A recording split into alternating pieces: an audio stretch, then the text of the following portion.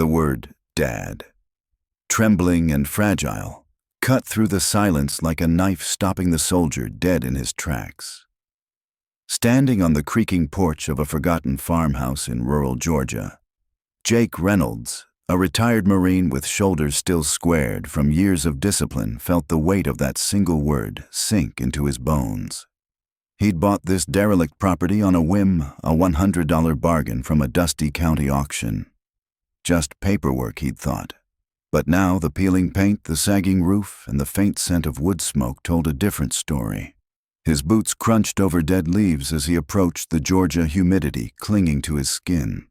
The front yard was a jungle of overgrown kudzu, but his eyes locked onto the clothesline, tiny shirts sun-bleached but carefully hung swaying in the breeze like ghosts. Inside, the air was thick with the smell of damp wood, and something else, oatmeal, thin and plain. A single bowl sat on the tablespoon, still resting against its edge. Jake's pulse quickened. The file had said, abandoned. But abandoned places didn't have laundry, didn't have meals. His combat instincts flared as he moved toward the kitchen, where the scent grew stronger. Through the grimy window, he spotted a narrow path beaten into the weeds, leading to an old stone well.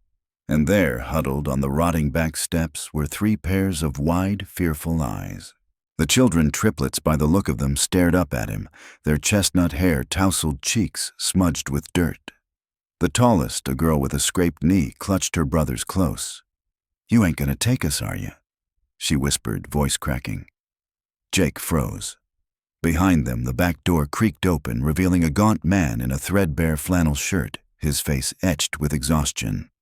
"They're mine," the man rasped, one hand gripping the doorframe for support. "Been keeping them safe since their mama passed. The bank said this land was theirs now, but we got nowhere else to go." Jake exhaled slowly, the weight of the man's words settling over him. This wasn't just a property. It was a home. A broken one, but still standing.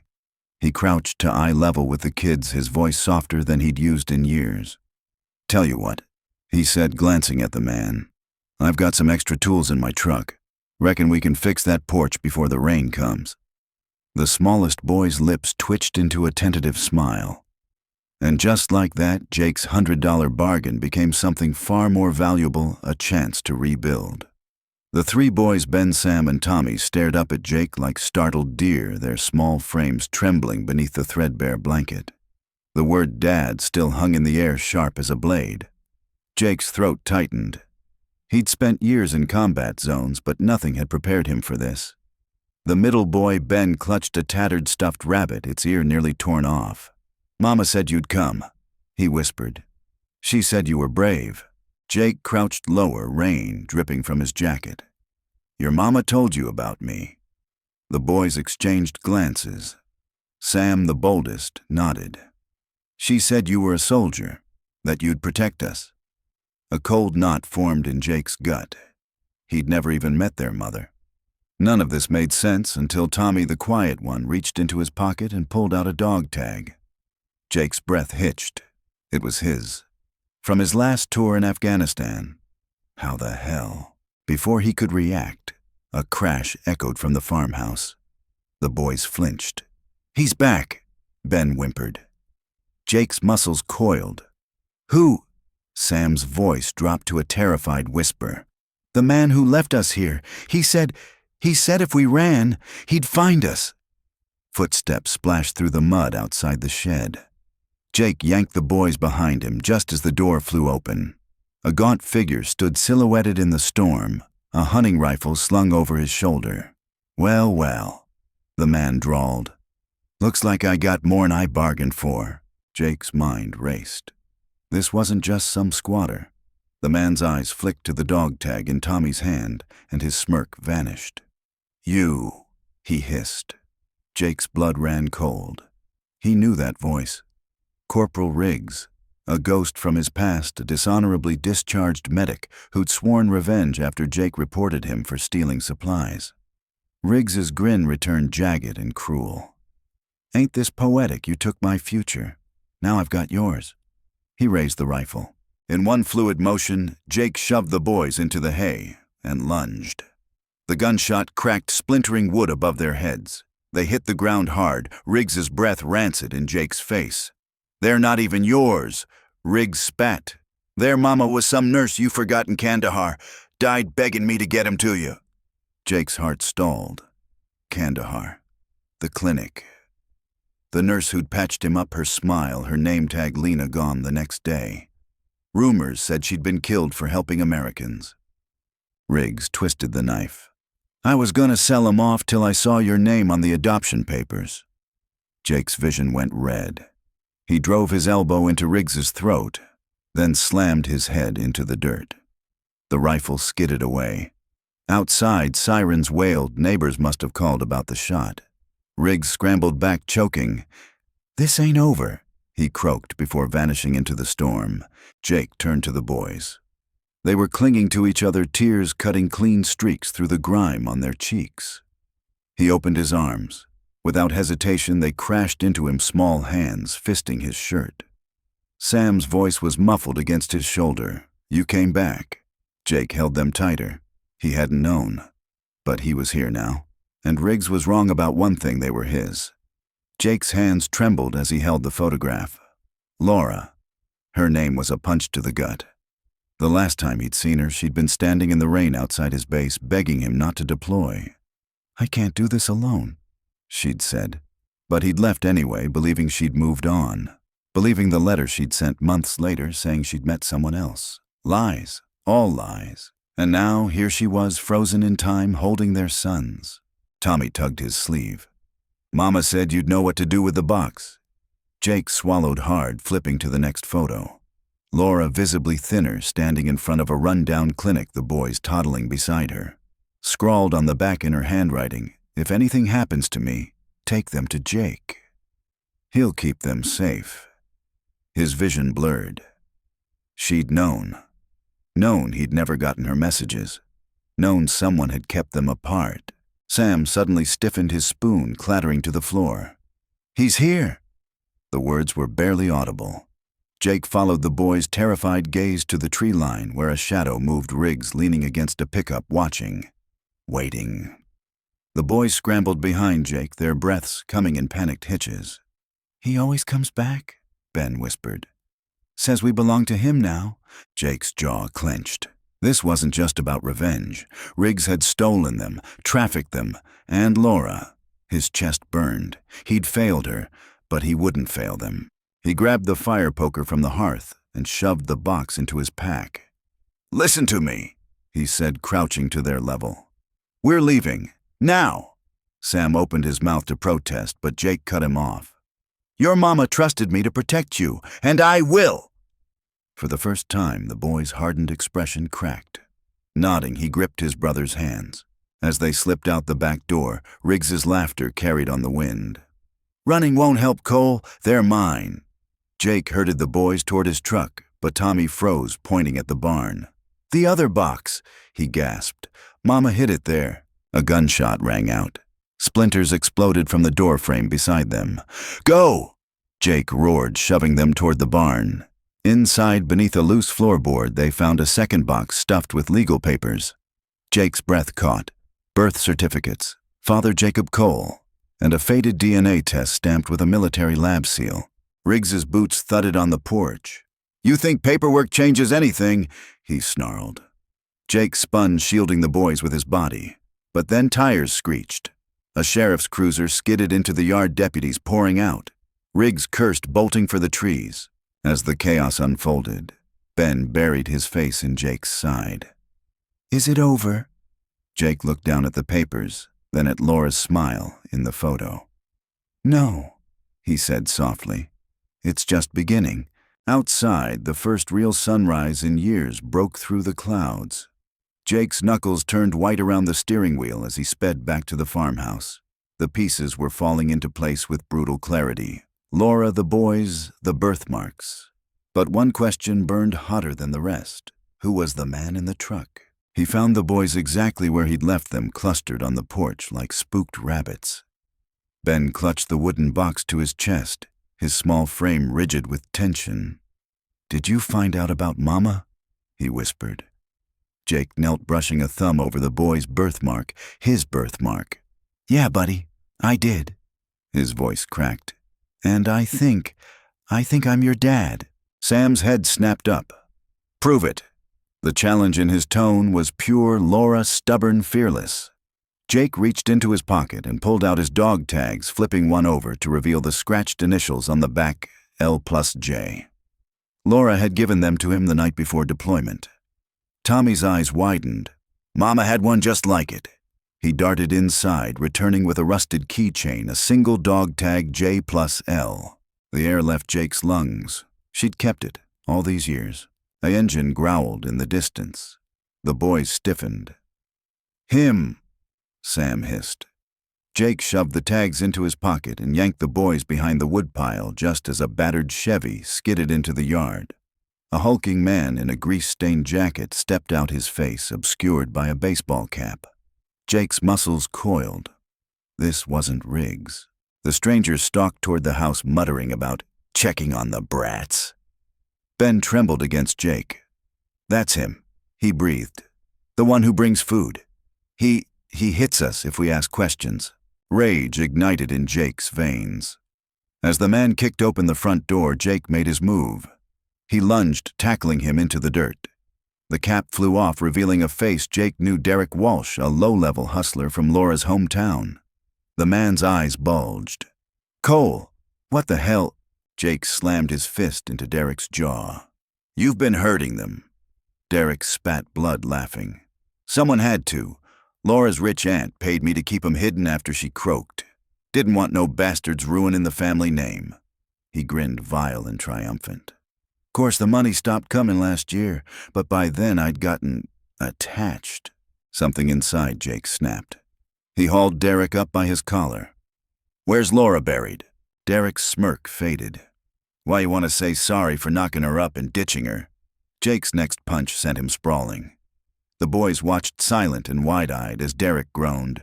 "Pine Grove Cemetery, Plot 114. Jake dragged him to the Chevy and zip-tied his wrists to the steering wheel. "Sheriff's on his way. Tell him everything." Then he turned to the boys, their faces streaked with tears and hope. "We're going to see your mama." As they drove toward town, Sam finally asked the question that had been burning in Jake's chest since the beginning. "Are you really our dad?" Jake glanced at their reflections in the rearview mirror. Same jawline, same stubborn tilt of the brow. Laura's eyes staring back at him. "Yeah," he said, voice thick. "I really am." And for the first time in 6 years, the ghosts of the past didn't feel like chains. They felt like a second chance. Jake's fingers tightened around the hammer as the truck's taillights vanished into the night. That wasn't just a supply drop someone was watching. Watching them. The boys had fallen asleep in a pile of blankets by the fireplace, their faces finally peaceful. He couldn't risk waking them, but he couldn't wait either.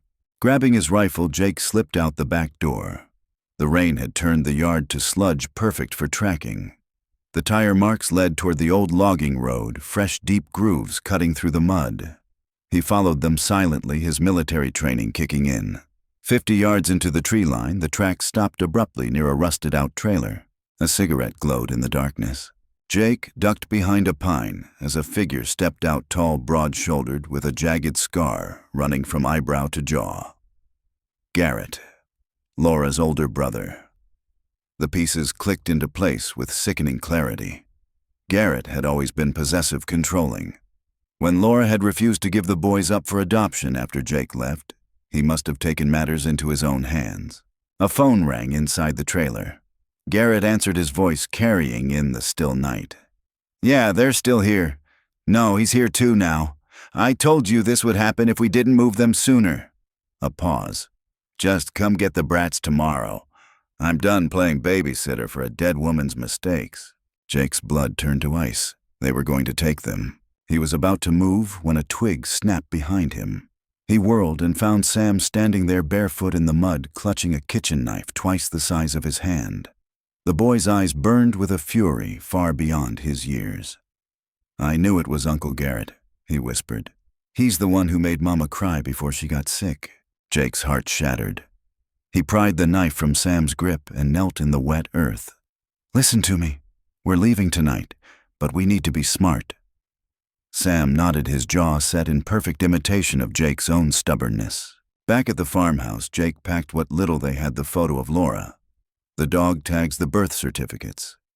As he lifted Tommy onto his back, Ben tugged his sleeve. "What about him?" He pointed to the woods where Garrett's trailer sat. Jake strapped the rifle across his shoulders. "He'll never touch you again." The engine of the old Ford roared to life. In the rearview mirror, Jake saw Garrett burst from the trees, screaming into his phone. But it was too late. They were already gone, racing toward the highway, toward a future Laura had dreamed for them. Somewhere ahead, the first hints of dawn tinged the sky. For the first time in 6 years, Jake Cole wasn't running from his past. He was carrying it with him straight into the light. Jake forced a smile as he listened to the Kings, his grip tightening on the boy's shoulders. The pieces were coming together, but the picture they formed made his stomach churn. That truck, the mysterious man, it all pointed to one person: Laura's brother Garrett. The same man who'd threatened her for keeping Jake's children. The same man who'd been watching the farm like a predator. As the King spoke, Tommy suddenly tugged Jake's sleeve. "Uncle Jake," he whispered the first time he'd called him that. "I remember something." His small fingers dug into Jake's pocket, pulling out the dog tags. "The bad man in the truck. He has one like this, but it's broken." Jake's blood ran cold. His dog tag, the one he'd lost in a firefight overseas. The one he'd assumed was buried in Afghan sand. If Garrett had it? Lucy gasped. "Oh, dear Lord." She hurried inside, returning with a shoebox. "Laura left this with me months before she passed. Said if anything happened to her, I should give it to you." Inside lay a stack of letters, all returned, unopened, stamped, addressee unknown. Jake's hands shook as he flipped through them. Each one was dated after his deployment, each one begging him to come home. The last letter was different, a legal document. A paternity test. Father Jacob Cole. Probability of paternity 99%. Sam's small voice cut through the silence. "Mama said you didn't know about us, that someone kept her letters from you." The world tilted. Jake remembered the base mail clerk, Garrett's old army buddy, the one who'd lost so many letters. This wasn't just neglect. It was sabotage. An engine roared in the distance. The boys flinched as Garrett's truck barreled down the road, kicking up gravel. He skidded to a stop, his scarred face twisted in rage. "You!" he spat at Jake. "Should have stayed gone." Jake shoved the boys behind him as Garrett lunged, a hunting knife flashing. They crashed into the flower bed, Garrett's breath reeking of whiskey. "She ruined her life for you," he snarled. "Now you ruin mine." Jake twisted, pinning him down. "You stole my family." Garrett laughed, bitter and broken. "I protected them. You think the world wants a deadbeat soldiers, bastards?" His words died as sheriff's sirens wailed. The Kings must have called. As deputies hauled Garrett away, Jake turned to the boys. Their eyes held the same question. What now? He knelt, pressing Laura's letters to his chest. "We go home. Not to the broken farmhouse, not to the past, but forward. Together." The afternoon sun, warm and forgiving, lit their path as they walked away from the shadows for good. Jake's muscles tensed as Carl Dawson's lie hung in the air like gunpowder. 6 years. The boys were 6 years old. This bastard had been here since their birth. And those welfare checks he mentioned, Jake knew that look. The greedy glint in Carl's eye wasn't about feeding kids. It was about cashing government checks. Behind him, Sam dug small fingers into Jake's belt loop. "He's lying," the boy whispered, voice trembling. "He only came after Mama died. He burns our toys when we cry too loud." Jake's vision went red at the edges. He forced his voice steady. "Funny, the boys say you showed up 3 years ago." Carl's smirk faltered. His companion, a hulking brute with prison tattoos, stepped forward. "Ain't your business, soldier boy." The way he said soldier made it clear they knew exactly who Jake was. The wind howled, carrying the first drops of rain. Jake noticed Carl's truck bed was empty, no supplies today. Just 2 men coming unannounced. They weren't here for the boys. They were here for me. Tommy suddenly gasped. "Jake! His boot!" Jake glanced down. Carl's right boot had a distinctive steel toe, the same imprint he'd seen in the mud near Laura's grave last week, where fresh flowers had been kicked aside. Everything snapped into focus. Carl wasn't just some neglectful guardian. He was the one who'd threatened Laura. The one who'd made sure Jake never got her letters. The one who'd known these were his sons. Jake moved before they could. He grabbed the hammer from his tool belt and swung not at Carl but at the truck's windshield. Glass exploded as the tattooed man lunged. Jake ducked, driving his shoulder into the man's gut, sending them both crashing into the mud. "Run to the Kings!" Jake roared at the boys. They didn't hesitate, sprinting down the road as Carl pulled a knife. The fight was brutal, messy. Jake took a slash to the ribs before disarming Carl with a wrench to the wrist. As the man howled, Jake pinned him, rain mixing with blood in the dirt. "Where's Laura's real will?" he snarled. "The one that named me as their father," Carl spat. "Burned it, just like her letters." His grin was vicious. "Ain't no proof they're yours, Cole. Just 3 brats no one wants." Sirens wailed in the distance. The Kings must have called the cops. Jake leaned down, his whisper colder than the rain. "You're wrong. I want them, and you're done." As deputies dragged Carl away, Jake found the boys huddled with Lucy King, her arms around them. Ben looked up, eyes wide. "Is it over?" Jake touched the dog tags beneath his shirt, the ones Laura had kept all these years. "No," he said, gathering them close. "This is where we start."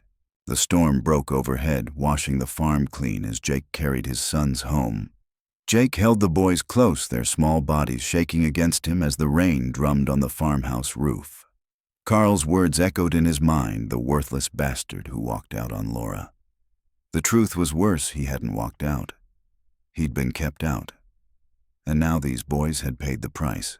Sam pulled back first, his jaw set with a determination that mirrored Jake's own. "He's lying," the boy said, wiping his nose with his sleeve.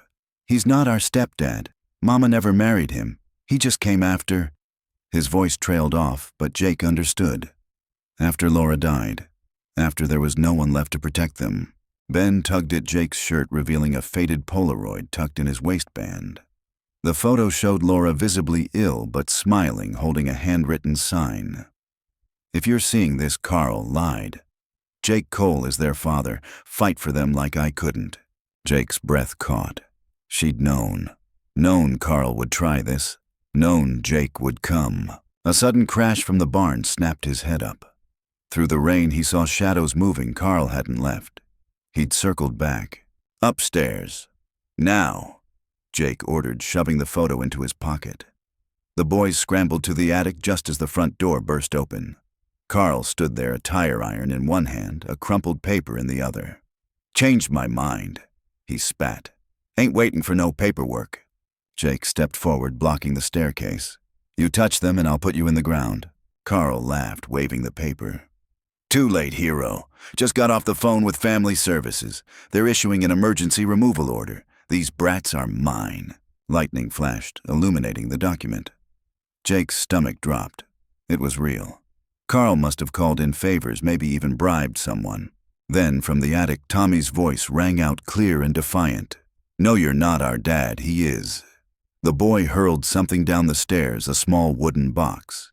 It cracked open at Carl's feet, spilling its contents. Jake's old dog tags, Laura's locket, and a sealed envelope stamped custody order. Carl paled. "Where the hell?" Jake didn't hesitate. He lunged, tackling Carl through the screen door. They rolled in, the mud fists flying, until a sheriff's cruiser skidded into the yard.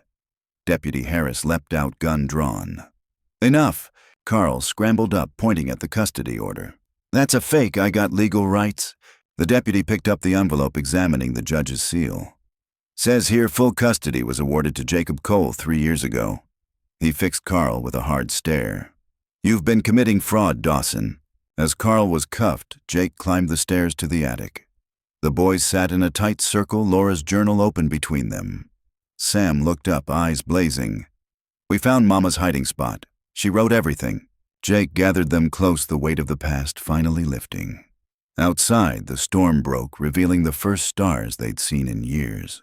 "Tomorrow," he whispered, "we start over, as a family. And for the first time in their short, hard lives, the boys believed it. Jake wiped sawdust from his hands as the boys' laughter echoed through the half-repaired farmhouse. For the first time in weeks, the place felt alive, not just with the sounds of hammers and saws, but with life. Ben was balancing on a beam like a tightrope walker. Sam was nailing mostly straight boards, and Tommy was giggling as he helped by handing Jake the wrong tools on purpose. But beneath the surface, the clock was ticking. Carl's threat of legal action loomed, and Jake needed irrefutable proof. That's why today's trip to town was critical. "All right, crew," Jake said, ruffling Tommy's hair. "We're making a supply run, and maybe—" He pulled 3 lollipops from his pocket, red, blue, and green. The boys' eyes lit up like fireworks. "Maybe we stop by the courthouse, too." Sam's smile faded. "Is this about him?" Jake knelt, meeting their worried gazes. "It's about making sure no one can ever take you away again." At the county clerk's office, Jake handed over the DNA test he'd ordered, the one he'd done secretly last week when the boys scraped their knees playing.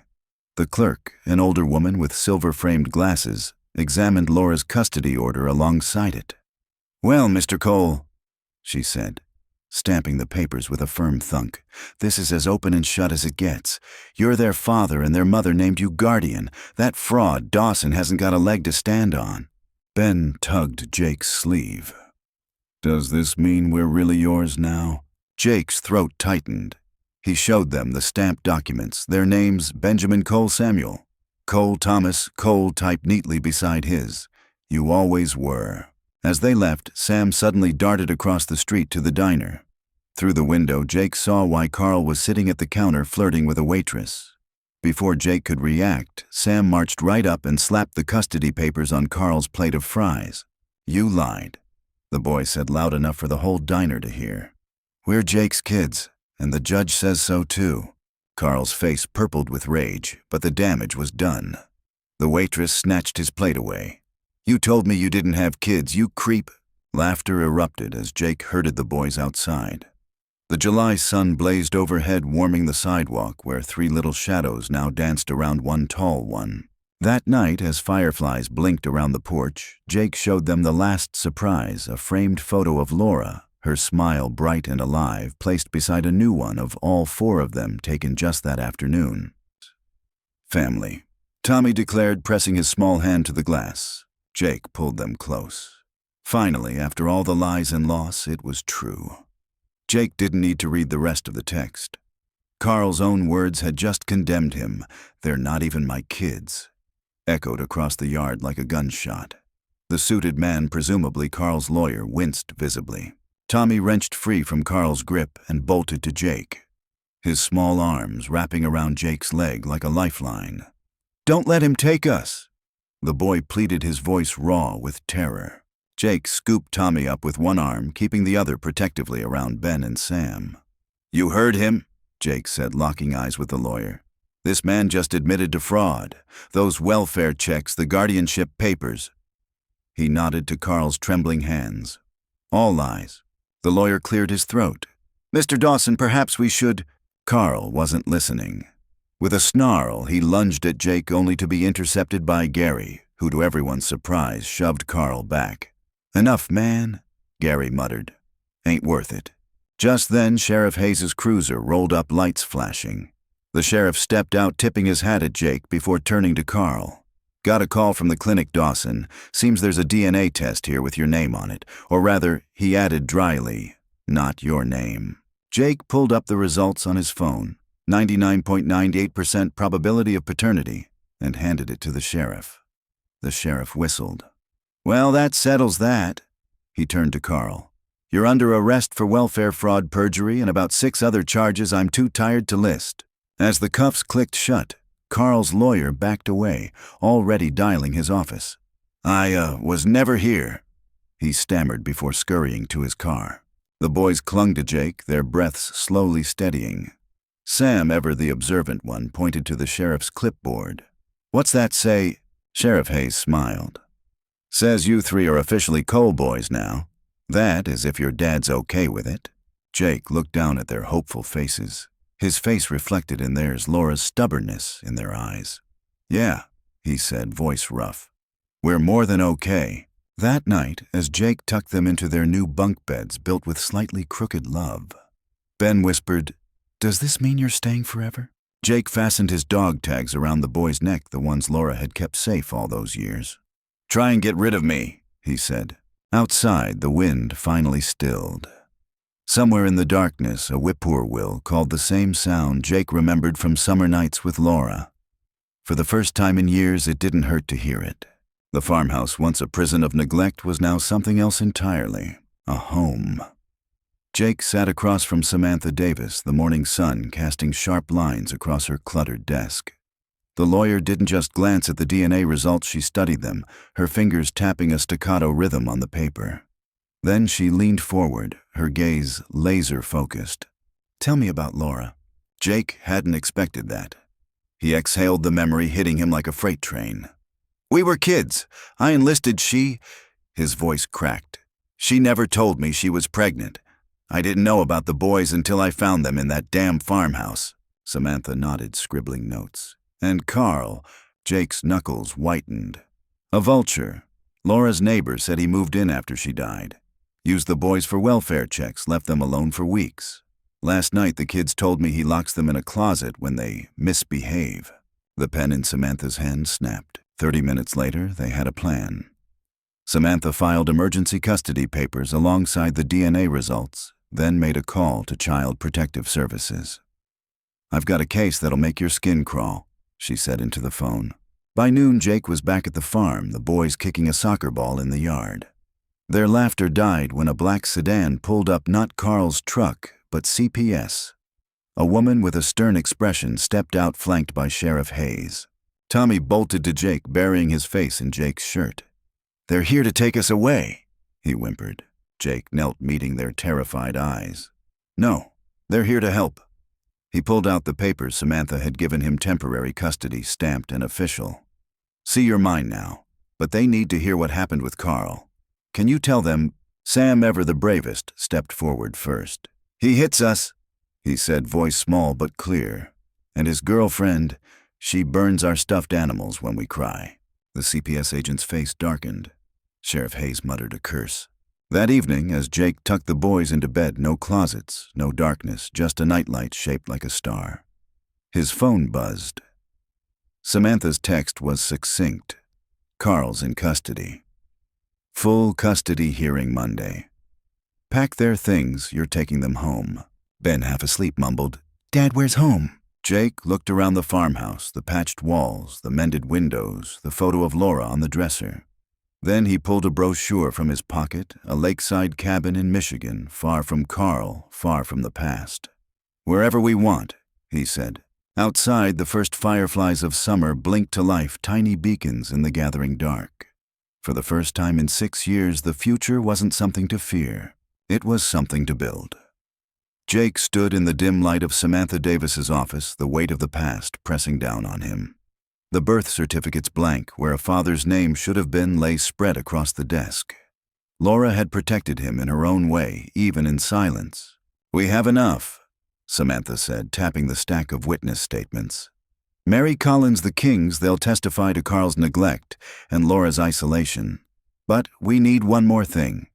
She slid a photo across the desk, Carl's truck parked outside a payday loan office, Brenda clutching a wad of cash. "Surveillance shows they've been draining the boys' benefits for years. That's our smoking gun." Jake's phone buzzed. A text from Sheriff Hayes heard Carl's, planning to skip town. Moving fast. Time was up. The hearing room was tense. Carl slouched at the defendant's table, Brenda beside him, her nails drumming impatiently. When the judge entered, Carl launched into his rehearsed lie. "Your Honor, I've raised those boys like my own. This soldier waltzes in after 6 years and—" Samantha cut him off. "Your Honor, we have proof Mr. Dawson never intended to care for these children." She played the recording, Brenda's voice sharp with greed. "You promised me they'd be out of our sight after Laura died." Carl's face drained of color. The judge's gavel came down like an axe. "Mr. Dawson, your custody is revoked. Permanently." Then to Jake. "Major Cole, the court recognizes your paternity. These boys are yours." That night, Jake sat on the porch steps, the boys clustered around him. Fireflies flickered in the tall grass. Sam, uncharacteristically quiet, finally asked the question burning in all their hearts. "Does this mean we're staying with you?" Jake pulled out 3 dog tags engraved with their names just like his. "Try and get rid of me," he said, fastening them around each small neck. In the distance, a train whistle blew a sound Jake remembered from summers with Laura. But this time, it wasn't a memory of loss. It was a promise the tracks led forward, not back. The farmhouse door creaked behind them. For once, no one flinched. "Come on," Jake said, hoisting Tommy onto his shoulders. "Let's go home." Jake stood like a fortress between Carl and the boys, the storm raging around them mirroring the fury in his chest. The neighbors, Mary the Kings, even old Mr. Harris from down the road, formed a silent wall of witness behind him. Lightning flashed, illuminating Carl's face, twisted with rage. "You think a piece of paper changes anything?" Carl spat, shaking the bogus guardianship order. "I've raised these brats." Ben, usually so quiet, stepped forward. "You lied," the boy shouted, his small voice cutting through the rain. "You left us alone. You hurt us." Sam pulled up his sleeve, revealing a fading bruise. "Remember this, you shoved me into the table when I asked for food." The neighbors gasped. Carl's lawyer paled, backing toward the truck. Then, from the road, headlights sliced through the downpour. A sheriff's cruiser rolled to a stop, followed by Samantha Davis's sedan. The sheriff stepped out, holding a thick envelope. "Carl Dawson," he boomed. "You're under arrest for welfare fraud, child neglect, and forgery of legal documents." Carl lunged, not at Jake, but at Tommy. "You little snitch!" Jake moved faster. He caught Carl's wrist mid-air, twisting it until the man crumpled to his knees.